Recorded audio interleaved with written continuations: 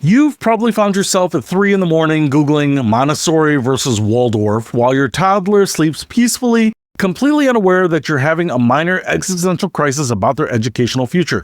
Don't worry, I've been there, and by the end of this course, you're going to feel confident, informed, and ready to find your child's perfect learning match. But first, let's clear up some confusion that trips up almost every parent. What exactly is the difference between preschool and daycare? Because if you're anything like most parents, you've been using these terms interchangeably, and honestly, that's totally understandable because the lines have gotten pretty blurry. Here's the deal. Daycare is primarily about care and supervision. Think of it as a safe, nurturing place where your child can play, eat, nap, and hang out with other kids while you're at work. Daycare centers typically serve a wide age range, from tiny babies all the way up to school-age kids who need before and after school care. The main goal? Keeping your child happy, healthy, and safe while you handle business.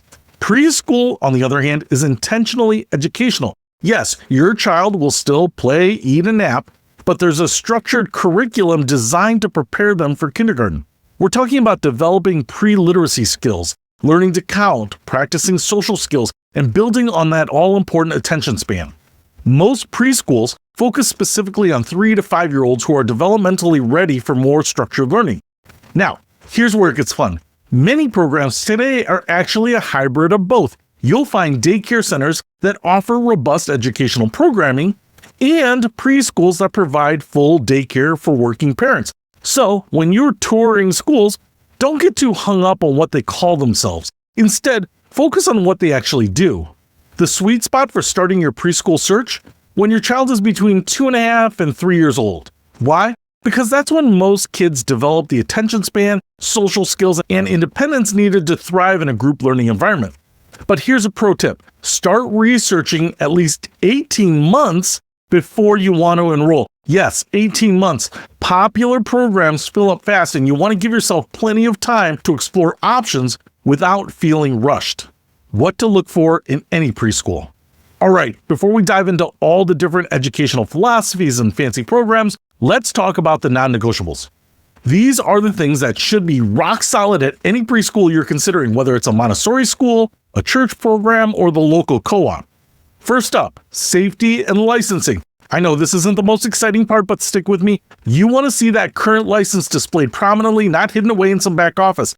Every staff member should have background checks, and there should be clear policies about who can pick up your child. The building should feel secure, not like Fort Knox, but you want safety without scary vibes.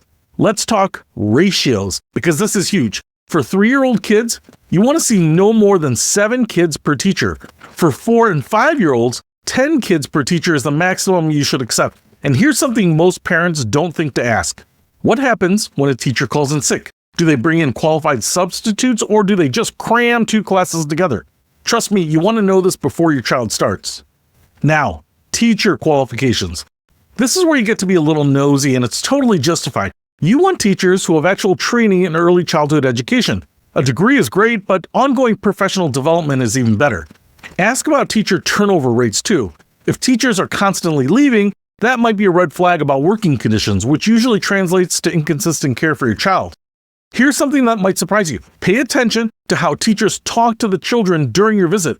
Are they getting down on the kids' level? Are they asking open-ended questions instead of just giving commands? Do they seem genuinely engaged? Or are they just going through the motions?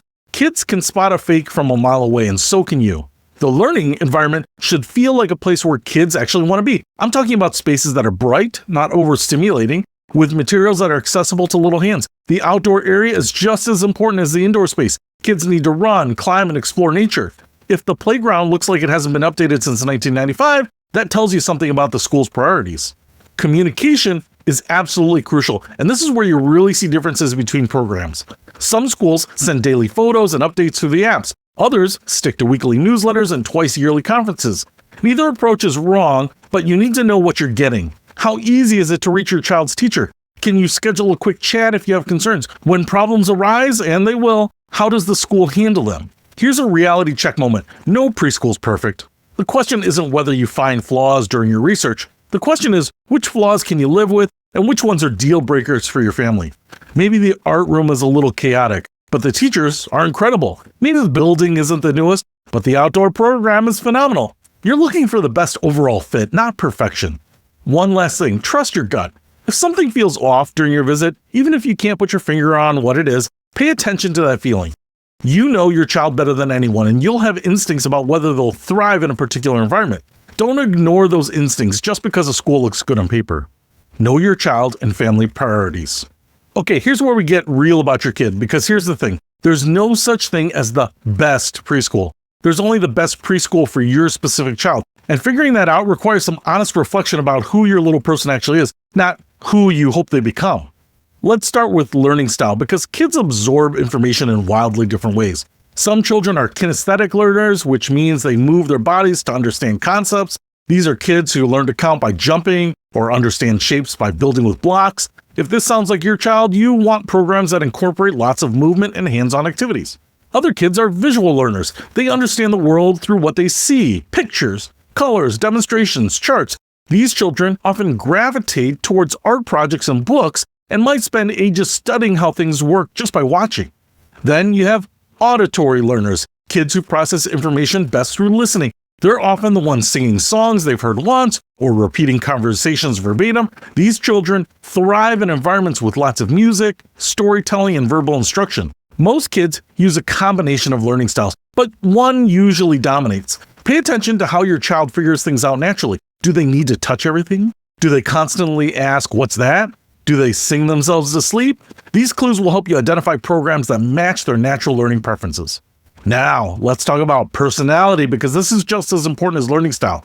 Is your child naturally introverted or extroverted? And be honest here, introverted doesn't mean shy, and extroverted doesn't mean confident. Introverted kids get their energy from quiet, focused activities and might feel overwhelmed in constantly busy environments. Extroverted kids get energized by social interaction and might wilt in overly quiet, structured settings. Some children thrive with structure and routine. They like knowing what comes next and feel secure when the day follows a predictable pattern. Other kids are more free-spirited and do better when they can follow their interests and change activities when they feel ready. Neither approach is better, they're just different. Think about your child's social tendencies too. Some kids are natural leaders who jump into new groups easily. Others are observers who prefer to watch and understand before participating. Some children love being the center of attention, while others shine in small groups or one-on-one interactions. The right preschool environment can nurture all these personality types, but only if you choose thoughtfully. Here's something that most parents don't consider. What does your child do when they're frustrated or overwhelmed? Some kids need space to process emotions quietly. Others need physical outlets like running or climbing.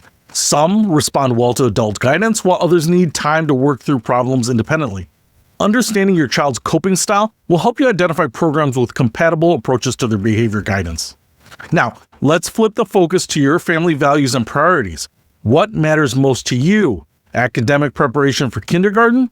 Social emotional development? Creative expression? Connection to your cultural or religious traditions?